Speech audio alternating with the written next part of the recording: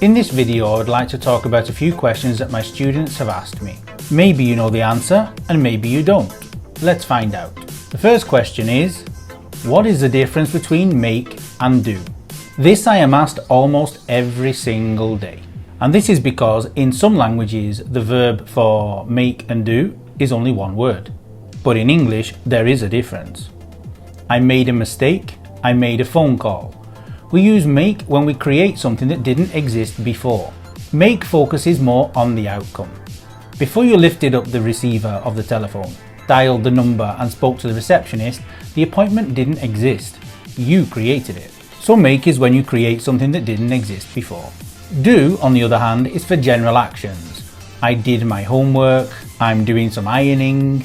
Question 2. When should I write numbers as words or as digits?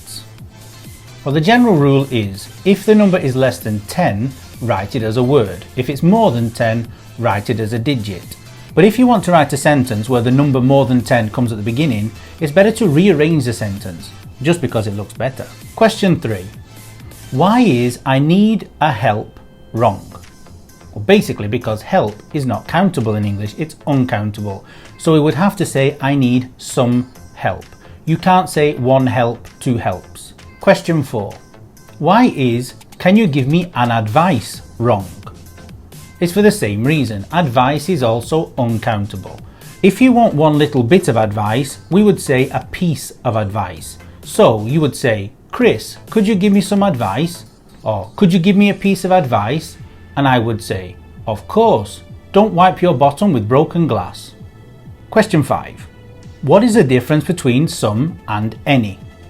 Now, many of my students arrive in the office and say to me, oh, I know, I learned it at school. You probably learnt it wrong, or only half of what's actually true. Some, I am told by my students, is used only for positive sentences and never for questions.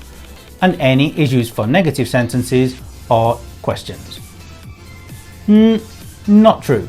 Some is also used in questions. Think about it. For an offer, would you like some coffee? For a request, can I have some water? Or when you think the answer is going to be positive. Put the case me and you are in the swimming pool, which will never happen because I can't swim. You wouldn't say to me, Chris, have you got some paper? You would say, Chris, have you got any paper? Because in a pool it's not normal for me to have a piece of paper down my Speedos. But if you're in my office, then okay, you expect the answer to be affirmative, to be positive. And so you would say, Chris, have you got some paper? Because you think the answer is going to be yes. Another example. Imagine me and you are in the bar knocking back a pint of beer. You would say, Chris, have you got some money? Unless you're one of those people who doesn't pay for anything, normally in a bar you have money with you. Speaking of beer, I could do with a drink now. Bottoms up. Don't worry, it's not beer. I never drink and film.